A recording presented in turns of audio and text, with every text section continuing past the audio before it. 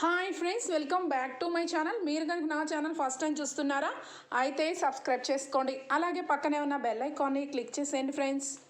రాజుని దుగ్గిరాల ఇంటి నుంచి బలవంతంగా తీసుకువచ్చేసిన చలపతి లక్ష్మి. తను దుగ్గిరాల వారసుడని నిజం తెలుసుకున్న రాజు ఇందు మెడలో తాలి కట్టి రేఖ చంప మదన్ చంప పగలగొట్టిన రాజు. ఏం జరగబోతుంది ఎక్కడ కూడా స్కిప్ చేయకుండా మొత్తం చూసాను ఫ్రెండ్స్. అప్పుడే మీరు ఎంజాయ్ చేయగలుగుతారు. నచ్చినట్లయితే చిన్న లైక్ ఇచ్చి ఎంకరేజ్ చేసేయండి. ఇక ఎపిసోడ్లోకి అయితే వెళ్ళిపోదాం. ఎపిసోడ్ స్టార్ట్ అవగానే మొత్తానికి చూసుకున్నట్లయితే ఇందు రాజు చాలా పెద్ద ప్రాజెక్ట్ని ఇక సాధించినందుకు ఆఫీస్లో అందరూ కూడా ఇందు రాజుని అప్రిషియేట్ చేస్తారు. అలాగే స్వీట్స్ కూడా అందరూ కూడా నోరు తీపి చేసుకుంటారు.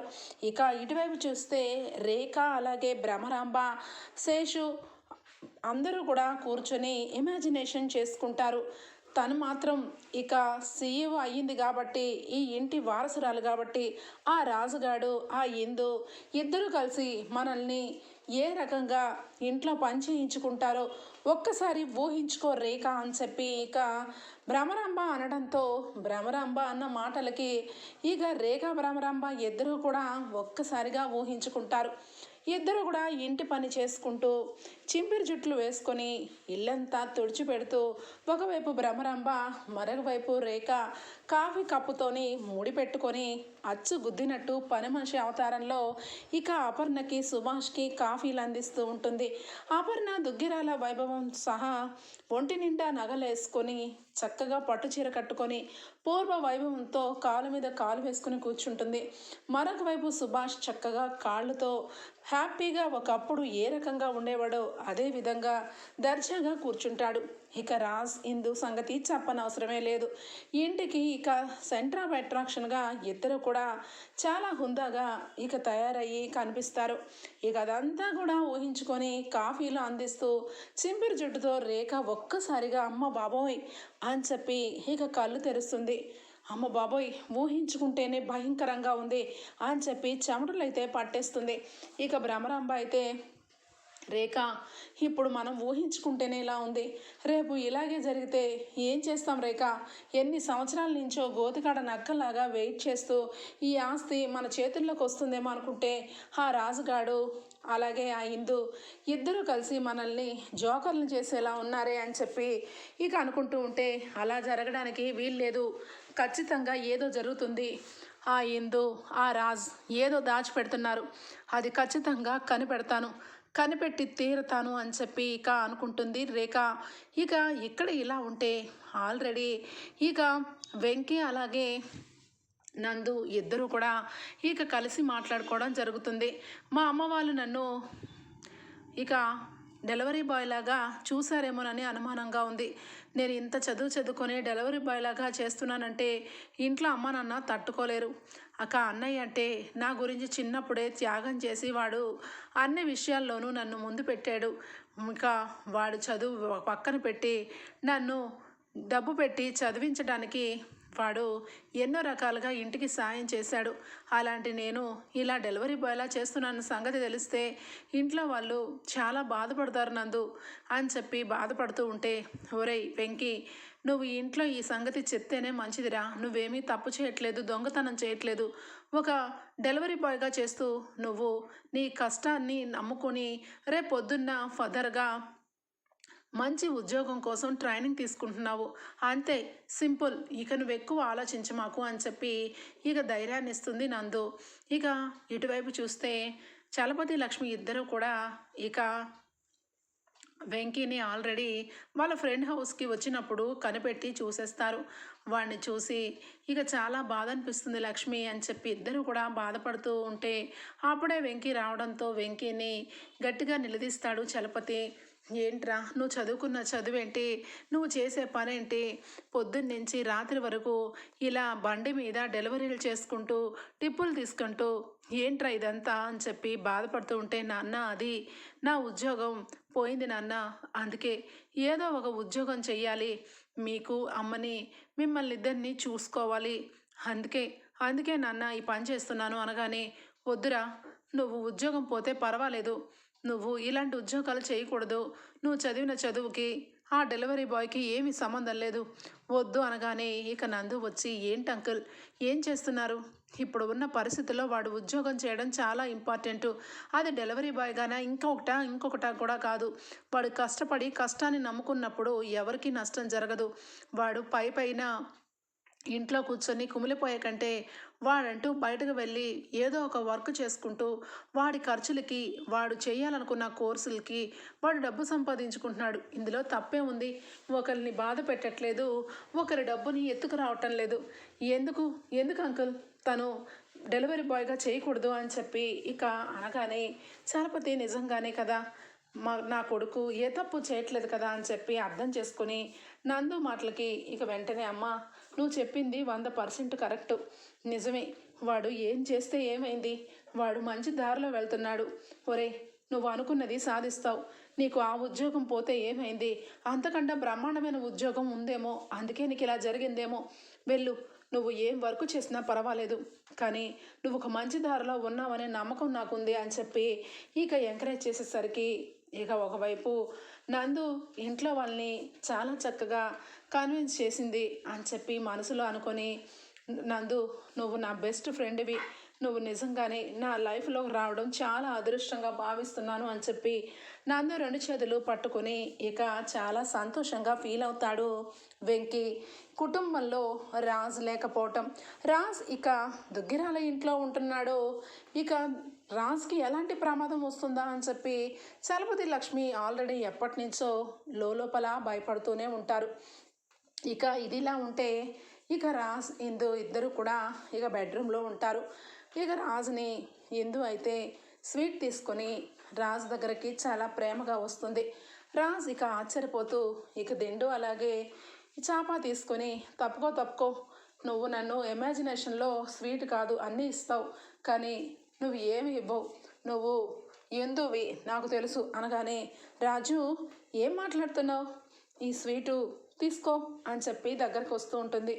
నాకు తెలుసమ్మా నువ్వు నా ఇమాజినేషన్వే అని చెప్పి ఇక పక్కకు తప్పుకుంటూ వెళ్ళిపోతుంటే, ఆగుతావా అని చెప్పి గట్టిగా చెయ్యి పట్టుకొని ఆపి స్వీట్ తీసుకొని రాజుకి ప్రేమగా తినిపిస్తుంది. ఒక్కసారిగా రాజ్ ఇందు కళ్ళల్లో కళ్ళు పెట్టి చూసి ఇక ఇందు అలా తినిపిస్తుంటే చాలా హ్యాపీగా ఫీల్ అవుతూ అలానే చూస్తూ ఉంటాడు. సరే మరి నువ్వు తిను అనగానే, నేను అని చెప్పి అదే స్వీట్ని నోట్లో పెట్టుకుంటుంది. ఒక్కసారిగా రాజు ఆశ్చర్యపోతూ, అయ్యయ్యో ఏంటి ఎంగిలి స్వీట్ కదా అనగానే, ఏమీ పర్వాలేదులే రాజు అని చెప్పి ఇక వెంటనే కూడా స్వీట్ని అయితే తింటుంది. ఇక అది ఇద్దరు కూడా అలా షేర్ చేసుకొని తినటం దొంగచాటుగా ఒక పక్క నుంచి రేఖ చూస్తూ ఉంటుంది. రాజ్ ఇందు ఇద్దరు ఏం మాట్లాడుకుంటున్నారా అని చెప్పి ఇక దొంగచాటుగా వినపడుతూ ఉంటే, రాజు నువ్వు ఎప్పుడు కూడా నాతోనే ఉంటావు కదూ అని చెప్పి అడగగానే, ఎప్పుడు నీతోనే ఉంటాను అని చెప్పి మాట ఇస్తాడు రాజు కూడా. ఇక ఇద్దరు కూడా అలా మాట్లాడుకుంటూ ఉంటే రేఖకి కొత్తగా ఒక డౌట్ అయితే వస్తుంది. ఇదేంటి నాతోనే ఉంటావా అని చెప్పి అడుగుతుంది. వాడేమో ఎప్పటికీ నీతోనే ఉంటానంటున్నాడేంటి? వీళ్ళిద్దరూ పెళ్లి చేసుకున్నారు కదా, మరి అలాంటప్పుడు ఒకరి మీదకి ఒకరు నమ్మకం లేకుండా ఉంటావా అని ఎందుకు అడుగుతుంది? ఏదో జరుగుతుంది అని చెప్పి అనుకుంటూ ఉంటే ఇక అప్పుడే ఐశ్వర్య వస్తుంది. ఆంటీ మీరు నా మాట నమ్మట్లేదు, వాళ్ళిద్దరికీ పెళ్ళి జరగలేదు, పెళ్ళి జరిగింది అని నమ్మిస్తున్నారు. వాళ్ళ పెళ్ళిలో ఏదో మతలబు జరిగిందంటీ. అసలు వాళ్ళిద్దరికీ పెళ్ళి జరిగినప్పుడు మూడో మనిషి ఎవరూ లేరు. అలాగే ఆ రాజుగాడి తల్లిదండ్రులు కూడా ఇప్పుడు వరకు పెళ్ళయింది కదా నా కొడుకుకి అని చెప్పి ఒక్కసారి కూడా ఇక్కడికి రాలేదు. అంతేకాదు రాజు కూడా తీసుకురాలేదు. అలాంటప్పుడు ఖచ్చితంగా ఏదో జరిగింది. వాళ్ళ పెళ్ళి వెనకాల చాలా పెద్ద ప్లానే ఉందంటే అది కనిపెట్టండి అని చెప్పి అనగానే ఇక బల్బెరిగిపోతుంది రేఖకి. ఏదో జరుగుతుంది, ఖచ్చితంగా తెలుసుకుంటాను. ఆ రోజు ఫంక్షన్లో కూడా వాళ్ళ తల్లిదండ్రులు వస్తే ఇక ఎవరికి కూడా కనబడకుండా పంపించేశాడు. అంటే ఐశ్వర్య చెప్పినట్టు పెళ్ళిలో నిజంగానే మతలబు ఉందా? అసలు వీళ్ళకి పెళ్ళి జరిగిందా, పెళ్ళి జరగలేదా? పెళ్ళి జరుగుంటే వాళ్ళు ఇప్పటి వరకు అక్కడే ఎందుకుంటారు? రాజుతో పాటు ఇక్కడికి వస్తారు, నేనే వెళ్తాను అని చెప్పి ఇక డ్రైవర్ని తీసుకొని ఇక వెళ్తుంది రేఖ. ఇక డ్రైవర్ని తీసుకుని వెళ్ళి కారుని సందు చివర ఆపి ఇక తను చెప్పమన్నట్టుగా డ్రైవర్కి ప్రిపేర్ చేస్తుంది. ఇక డ్రైవర్ అయితే లోపలికి వెళ్తాడు. ఇక రాజు రాజు అని చెప్పి అనగానే ఇక లోపలున్న చలపతి లక్ష్మి ఆల్రెడీ రాజు గురించి ఆలోచిస్తూ ఉంటారు కదా. ఇక రాజు రాజు అంటున్నారేంటి అని చెప్పి ఇక లోపలికి పిలిచేసరికి మీరు రాజు వాళ్ళ తల్లిదండ్రులా అని చెప్పి అడగగానే అవును, ఇంతకీ మీరెవరు, ఎవరు కావాలి అనగానే మీకు ఒక విషయం చెప్పాలి. మీరు ఇక దుగ్గిరాల నిలయానికే వియ్యపులు కదా, ఇంకా ఇక్కడే ఉన్నారేంటా అని చెప్పి అనగానే ఏం మాట్లాడుతున్నారు, మేము వియ్యపురాళ్ళం ఏంటి అని చెప్పి ఇద్దరు కూడా షాక్ అవుతూ ఉంటే ఒకవైపు అక్కడే వెంకీ కూడా ఉంటాడు. ఏంటి ఏమి తెలియనట్టుగా మాట్లాడుతున్నారు, మీ అబ్బాయి రాజుకి పెళ్ళైన తర్వాత కూడా మీకు నిజం చెప్పలేదంటే అసలు విడ్డూరంగా ఉందే. దుగ్గిరాల వారసురాలైన ఇందుని పెళ్లి చేసుకున్నాడు కదా మీ అబ్బాయి అని చెప్పి అనగానే ఒక్కసారిగా స్టన్ అయిపోతారు. ఇద్దరికి గుండాగినంత పని అవుతుంది. ఏం మాట్లాడుతున్నారండి అనగానే నిజం మాట్లాడుతున్నాను. మీకు మీ అబ్బాయి చెప్పకుండా పెళ్లి చేసుకున్నాడా, మీకు నిజం తెలీదా? ఒక విషయం చెప్తాను, గుర్తుపెట్టుకోండి. దుగ్గిరాల ఇంట్లో మీ అబ్బాయి నార్మల్గా ఉంటేనే మీ అబ్బాయికి ప్రమాదం. అలాంటిది ఆ అమ్మాయిని పెళ్లి చేసుకున్నాడు కావాలని. ఇక తనని మోసం చేసి తనని పెళ్లి చేసుకున్నాడు దొంగచాటుగా. తనని మా రేఖా మేడం వదిలిపెట్టదు. మా రేఖా మేడం గురించి మీకు తెలీదు. ఆ రాజుని ఎప్పుడైనా లేపేయించు. కాబట్టి ఆ రాజుని మీరు తీసుకొని దూరంగా వెళ్ళిపోండి. మీ మంచిగా చెప్తున్నాను. ఎందుకంటే మా రేఖా మేడంకి ఇంకా విషయం తెలీదు కాబట్టి సైలెంట్గా ఉంది.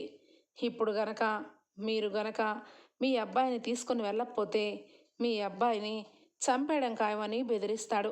ఇక ఒక్క క్షణం కూడా ఆలోచించకుండా చలపతి లక్ష్మి ఇద్దరు కూడా లక్ష్మి అనుకున్నంతదే అయ్యిందే. వీడు ఆ ఇంటి అమ్మాయిని పెళ్లి చేసుకోవడం ఏంటి, అసలు వీడు ఏమనుకుంటున్నాడు అని చెప్పి బాగా బాధపడుతూ వాడిని ఇక్కడికి రప్పించాలి, ఎలా అయినా రప్పించి మళ్ళా పంపించనివ్వకూడదు, మళ్ళా వెళ్ళకూడదు అని చెప్పి ఇక ఇద్దరు కూడా గట్టిగా ప్లాన్ చేస్తారు. ఇక ఇక్కడికి వచ్చేస్తే రాజు ఇందు ఇద్దరు కూడా ఇక చాలా హ్యాపీగా పెద్ద ప్రాజెక్టు వరకు వచ్చింది కాబట్టి ఇక మనం అన్ని విషయాల్లోనూ ఇక దుగ్గిరాల పరువు నిలబెట్టడం కోసం స్వరాజ్ గ్రూప్ ఆఫ్ కంపెనీని నెంబర్ 1 పొజిషన్లో పెట్టాలి అని చెప్పి చాలా సిన్సియర్గా ఇందు అయితే ఇక చాట్లో వర్క్ అంతా చేస్తూ ఉంటుంది. ఇక అప్పుడే కరెక్ట్గా రాజుకి ఫోన్ వస్తుంది. ఫోన్ ఎన్నిసార్లు వస్తున్నా కూడా పట్టించుకోకుండా ఉంటే ఏంటి రాజు, నువ్వేమనుకుంటున్నావు, మీ అమ్మ వాళ్ళు ఫోన్ చేస్తున్నారు అని చెప్పి ఇందు అనగానే సరే ఇందు అని చెప్పి లిఫ్ట్ చేస్తాడు. ఒక్కసారిగా షాక్ అయిపోతాడు. అరే, నాన్నకి ఒంట్లో బాగాలేదు, సీరియస్గా ఉంది, ఉన్న పలంగా రారా రాజు అని చెప్పి లక్ష్మి అబద్ధం చెప్పగానే ఇక ఒక్క క్షణం కూడా వేస్ట్ చేయకుండా రాజు అయితే వస్తున్నానమ్మా, నేను వస్తున్నాను అని చెప్పి కంగారుగా ఇక బయలుదేరుతాడు. ఏంటి రాజు ఏమైంది అనగానే మా నాన్నగారికి ఒంట్లో బాగాలేదు, నేను వెళ్ళాలి ఇందు అనగానే అదేంటి ఇప్పుడు ఒంట్లో బాగాలేదా, ఇప్పుడు ఈ డబ్బులు ఏమైనా కావాలా అనగానే అదంతా తర్వాత, నేనైతే వెళ్తున్నాను అని చెప్పి రాజు అయితే ఇక ఇల్లు వదిలి వెళ్ళిపోతాడు. ఇక ఇందు అయితే రాజు వాళ్ళ నాన్నగారికి ఏమీ కాకూడదు అని చెప్పి దండం పెట్టుకుంటూ ఉంటుంది. ఇక కరెక్ట్గా రాజు ఇంటికి వెళ్ళేసరికి చలపతి అలాగే లక్ష్మి ఇక అక్కడి నుంచొని ఇక వెయిట్ చేస్తూ ఉంటారు రాజు గురించి. రాజు ఇక రావడంతో బ్యాగులు తీసుకొని పద అని చెప్పి అంటూ ఉంటే ఏం నాన్న, నువ్వు బాగానే ఉన్నావు కదా, ఏంటి అర్జెంటుగా రమ్మన్నావు, అసలు ఏమనుకుంటున్నారు, నేను బిజినెస్ పని మీద అనగానే చాలే ఊరుకోరా, నువ్వు బిజినెస్ పని మీద ఉన్నావా, అసలు నువ్వేమనుకుంటున్నావు, మాకు తెలియకుండా ఆ అమ్మాయిని పెళ్లి చేసుకున్నావు, అయినా నువ్వు ఆ ఇంట్లో పెళ్లి చేసుకొని మాకు ఒక్క మాట కూడా చెప్పకుండా ఉన్నావు, అసలు నువ్వు ఏమనుకుంటున్నావురా, ఉన్నవాళ్ళు ఎప్పుడూ కూడా మనల్ని ముంచేస్తారు, మనల్ని ప్రేమించర్రా అనగానే అయ్యో నాన్న, నేను పెళ్లి చేసుకున్నట్టు మీకెలా తెలుసు అనగానే నువ్వు చెప్పనంత మాత్రాన మాకు తెలియకుండా ఎలా ఆగుతుంది, నువ్వు పెళ్లి చేసుకున్నావని మాకు తెలిసిపోయింది, పద నువ్వు మర్యాదగా మాతో రానగానే అరే నాన్న ఏమనుకుంటున్నావు, పెళ్లి చేసుకున్నానని ఎవరు చెప్పారు అంటే చెప్పవు, అసలు మా ఇద్దరికి పెళ్ళే కాలేదు అనగానే ఒక్క క్షణం స్టన్ అయిపోయి చూస్తూ ఉంటాడు చలపతి. ఏంట్రా ఏం వాగుతున్నావు నువ్వు అనగానే అవును మరి నువ్వేమో ఊరు ఊరు అంటున్నావు. నేను బిజినెస్ పని మీద అక్కడ ఉన్నాను. ఇంకొక విషయం ఏంటంటే ఇందు ఇక్కడికి వచ్చింది ఆ అమ్మాయి దుగ్గిరాల వారసురాలే. కానీ ఆ రోజు మీకు అబద్ధం చెప్పాను. తను నాకు ఒక మంచి ఫ్రెండు. తను హెల్ప్ చేయమంది. తన హెల్ప్కి అక్కడే ఉంటున్నాను. ఇంకొక విషయం ఏంటంటే వాళ్ళ బిజినెస్లో నేను చాలా వరకు అన్ని విషయాల్లోనూ ఇక వర్క్ చేస్తున్నాను. ఇప్పుడు రావటం కుదరదు. మేమిద్దరము కూడా పెళ్లి చేసుకోలేదు. ఇది క్లారిటీగా నీకు చెప్తున్నాను అనగానే ఇక వెంటనే కూడా ఇక రేఖ అయితే ఆ మాటలు వినేస్తుంది. ఎందుకంటే రాజుని ఒక కన్నేసి ఉంచింది కాబట్టి రాజు ఇందుని పెళ్లి చేసుకోలేదన్న సంగతి క్లారిటీగా తెలుసుకోవడం కోసం తను వెనకాలే ఫాలో అయ్యి అక్కడికి వస్తుంది. ఇక వెంటనే ఏంటన్నయ్యా నువ్వు చెప్పేది? ఇక అతను ఎవరో వచ్చి నీకు పెళ్ళయిందన్నాడు అనగానే అవును, వాళ్ళందరూ కూడా నాకు పెళ్ళయిందనే అనుకుంటాడు. ఇప్పుడు నేను పెళ్ళైన వాడినే రావే వెంకి, కానీ నిజంగా పెళ్ళి కాలేదు. అసలు పెళ్ళి మీకు చెప్పకుండా ఎందుకు చేసుకుంటాను అని చెప్పి అనగానే సరే నీకు పెళ్ళి అవ్వలేదు, అదే మంచి విషయం. పదరా పద, నువ్వు పద అని చెప్పి ఇక వెంటనే కూడా ఇక ఇద్దరు కూడా బలవంతంగా ఇప్పుడు గనక నువ్వు రాకపోతే మేము చచ్చిపోయినంత ఒట్టురా అని చెప్పి బలవంతం చేయగానే అబ్బా నాన్న, ఏం నాన్న ఈ బొట్టులేంటి అని చెప్పి గొడవ పడుతూ ఉంటాడు ఊరు రానని. ఇక వెంటనే కూడా అక్కడి నుంచి నిమిషం కూడా వేస్ట్ చేయకుండా ఇక ఇంటికి బయలుదేరుతుంది రేఖ. ఇక దారిలో వస్తూ ఏమే ఇందు ఎంత నాటకం ఆడావే, నువ్వు చాలా డేంజర్వి. నువ్వు నా దగ్గర ఇంత పెద్ద విషయాన్ని కథ నడిపావన్నమాట. ఆ రాజుగాడిని ఇంటికి తీసుకొచ్చి ఇంతకాలం నా కళ్ళల్లో ఈ రకమైనగా ఇక మైకం వచ్చేలాగా చేస్తావా? కళ్ళ ముందునే ఉంటూ ఎంత నటించావే అని చెప్పి ఇక ఒక్కసారిగా కోపంతో దుగ్గిరాల ఇంటికైతే వస్తుంది రేఖ. అప్పటికే ఇందు స్కెచ్ పెన్తో అన్నీ కూడా ఇక మంచిగా డిజైన్స్ అన్నీ గీస్తూ ఉంటే ఏ ఇందు అని చెప్పి చాలా గట్టిగా అరుస్తుంది. ఇక ఇందు ఒక్కసారిగా ఏమైందబ్బా అని చెప్పి టెన్షన్గా దిగి కిందకి వస్తుంది. ఇక వెంటనే ఏయ్ ఏమనుకుంటున్నావే నీ గురించి, ఏమనుకుంటున్నావు అని చెప్పి గొంతు పట్టుకునేగానే ఏంటాంటీ ఏమైంది అని చెప్పి అనగానే ఏమైందా, నువ్వు నా దగ్గర ఎంత పెద్ద విషయాన్ని దాచావే. పెళ్ళి చేసుకున్నానని రాజుగాడు నీకు తాళి కట్టాడని మీ ఇద్దరికి రిజిస్టర్ మ్యారేజ్ దాన్ని దొంగ సర్టిఫికెట్ కూడా చూపిస్తావా? అసలు నిన్ను అనగానే అపర్ణ సుభాష్ ఇద్దరు కూడా రేఖ రేఖ ఏం మాట్లాడుతున్నా అనగానే చాలు ఆపండి, మీ మనవరాలు చాలా మంచి పెంపకం అని చెప్పారు. అసలు ఏం పెంపకం ఏం లోకం ఇది. పెళ్ళి కాకుండానే ఒక రౌడీ వెధవని ఇంటికి తీసుకొచ్చి పెళ్ళైనట్టు నటిస్తుంది. ఇది మీ పెంపకంలో పని అనగానే రేఖ అనగానే చాలు ఆపండి, ఇప్పటి వరకు మిమ్మల్ని ఈ రకంగా అన్ని విషయాల్లోనూ కలగజేసుకుంటూ వచ్చాను. కానీ ఈ చిన్న విషయాన్ని నేను ఎందుకు వదిలేశానో అర్థం అవ్వట్లేదు. పెళ్లి చేసుకొని నువ్వు వచ్చి ఇక అందరినీ నమ్మించి ఈజీగా సీఈఓ అయిపోయావు కదూ. చూడు ఇందు, ఇప్పటి వరకు నిన్ను నేను అమాయకురాలనుకున్నాను, కానీ ఇక ముందు అనుకునే ప్రసక్తే లేదు. అందుకే నేను కూడా నీకంటే ఎక్కువగానే ఆలోచించాను. ఇప్పుడు ఉన్న పలంగా నువ్వు నా కొడుకుని పెళ్లి చేసుకొని నీ ఆస్తి మొత్తం కూడా నా కొడుకు పేరు మీద రాయాలి. లేదంటే ఇదిగో ఈ ఇద్దరి ముసల వాళ్ళని పైలోకాలకి పంపించేస్తాను అని చెప్పి రివాల్వర్ తీస్తుంది బయటికి. ఇక ఇందుకి అర్థమైపోతుంది పెళ్ళి జరిగింది జరగలేదు ఇవన్నీ కూడా ఇక రేఖకి ఎలా తెలిసాయి, అసలు ఎందుకని ఈ విషయం ఎలా చెప్పారు, ఎవరు చెప్పారు అని చెప్పి. అది కాదా ఆంటీ అనగానే చాలు ఆపో, నీ డ్రామాలన్నీ మా ఆంటీకి తెలిసిపోయాయి. నువ్వు మొన్న కూడా ఇక టైం ప్రకారం బాగా ఏదో స్కెచ్ గీసావు. ఇది చాలా డేంజర్ ఆంటీ. ఇది ఎంత కాకపోతే నా రూమ్ని ఆక్రమించింది, అక్కడ సీఈఓ సీట్ని ఆక్రమించింది. త్వరలోనే మనందరినీ బయటకు పంపించి ఇది ఈ రాజ్యానికి రాణిలాగా మారిపోతుందంటే దీన్ని మదన్కిచ్చి పెళ్లి చేసి దీన్ని ఆశ తీసుకొని దీన్ని ఇలాగే ఎప్పుడు ఎలా ఉందో అలాగే ఉంచాలంటే దీన్ని స్టోర్ రూమ్లో పడేయాలి అని చెప్పి కక్షగా ఐశ్వర్య మాట్లాడుతూ ఉంటుంది. ఇక ఒక్కసారిగా ఇక్కడ చూస్తే రాజు అమ్మా ఏమ్మా నన్ను ఎవరో ఏదో చేస్తారని ఎందుకు భయపడుతున్నారు, అసలు మీరు ఏమనుకుంటున్నారు నా గురించి అనగానే ఒరేయ్ అసలు నువ్వు మాకు కొడుకువే కాదురా అని చెప్పి అనగానే ఒక్కసారిగా స్టన్ అయిపోతారు. ఏంటి ఏం మాట్లాడుతున్నారు అని చెప్పి అనగానే నిజాలు మాట్లాడుతున్నావురా. నిజం చెప్పకపోతే నువ్వు చచ్చిపోతావు. అందుకే నిజం చెప్పి నిన్ను బ్రతికించుకోవడమే మంచిది. నువ్వు నా కొడుకువి కాదు. నువ్వు ఆ దుగ్గిరాల వారసుడివి. ఆ ఇంటి పిల్లాడివిరా. ఆ ఇంటి ఆ ఇంటి మనవడివి అనగానే, అమ్మా ఏం మాట్లాడుతున్నావు అని చెప్పి రాజు అనగానే, అవునరా, నీకు తెలియని ఒక విషయం ఇప్పుడు చెప్తున్నాను విను.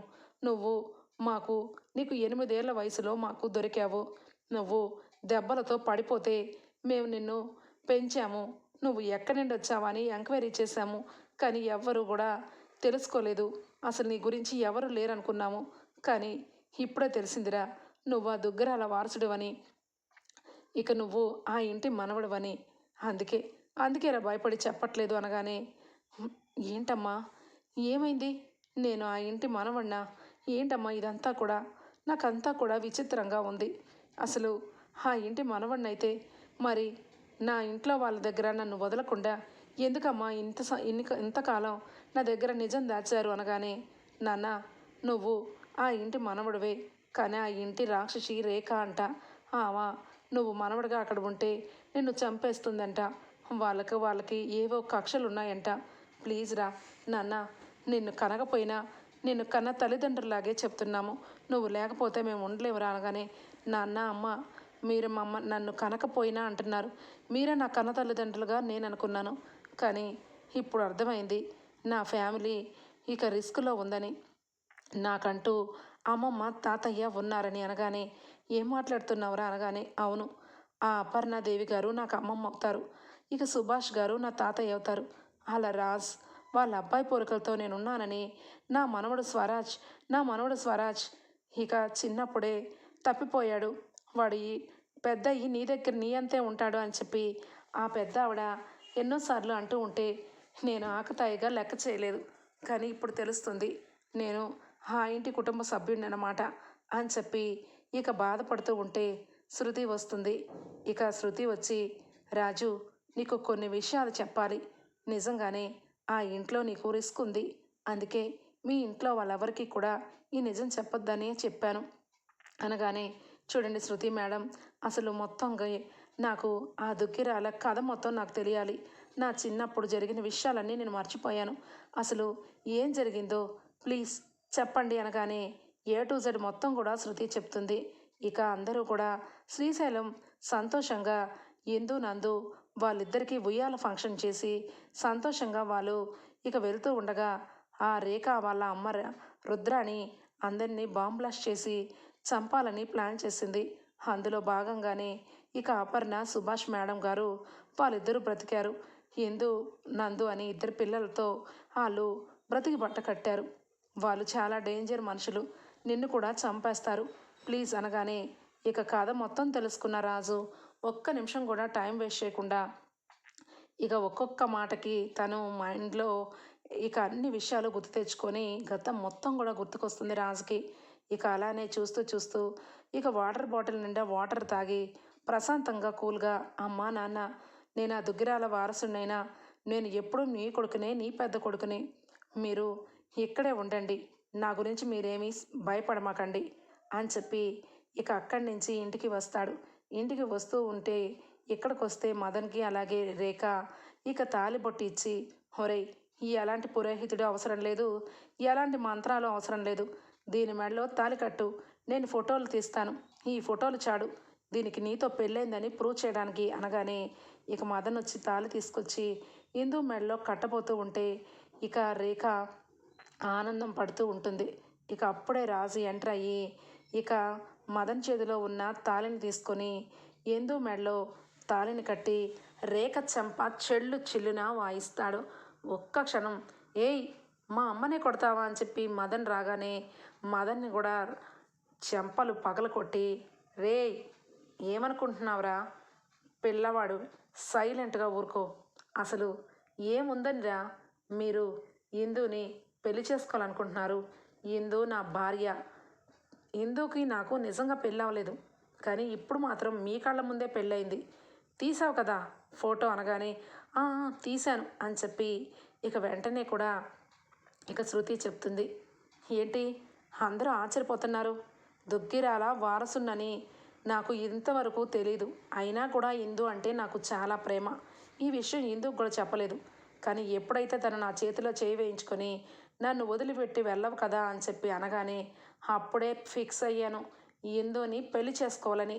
కానీ ఆ బ్రహ్మదేవుడు మా ఇద్దరికి ఈ రకంగా బ్రహ్మముడి వేస్తాడని అస్సలు ఊహించలేదు. చూడు రేఖా పిన్ని, నువ్వు ఏ రకంగా నాకు పిన్ని అయ్యావో నాకు తెలియదు కానీ నువ్వు ఇప్పటి వరకు ఒక లెక్క, ఇకతో ముందు ఇంకొక లెక్క. మర్యాదగా మా జోలికి రావద్దు. అమ్మమ్మ, తాతయ్య, నేను మీ స్వరాజ్ని అని చెప్పి ఇక గతం మొత్తం గుర్తు తెచ్చుకొని విషయాలన్నీ చెప్తాడు. ఇక ఇందు రాజ్ ఇద్దరు కూడా ఇక చాలా సంతోషంగా ఇక మొత్తం మీద వాళ్ళ బాధలన్నీ పోయాయని అర్థమవుతుంది. ఇక ఒకవైపు రేఖ అలాగే భ్రమరాంబ ఇద్దరు కూడా ఏంటి రేఖ, ఏంటిదంతా నిమిషంలో తారుమారైపోయింది. వాడు ఈ ఇంటికి నిజంగానే ఇందు మెడలో తాళిని కట్టి మొగుడయ్యాడు. అదే కాదు, వాడు వారసుడు తిరిగి వచ్చాడు. ఇంకా మనకు వచ్చిన కళ నిజమే అవుతుందా ఏంటి అని చెప్పి ఇద్దరు కూడా స్టన్ అయిపోయి చూస్తూ ఉండిపోతారు. రాబోయే ఎపిసోడ్స్లో ఈ విధంగానే జరగబోతుంది ఫ్రెండ్స్. మీకు గనక నచ్చినట్లయితే చిన్న లైక్ ఇచ్చి హైప్ ఇచ్చేయండి. బాయ్.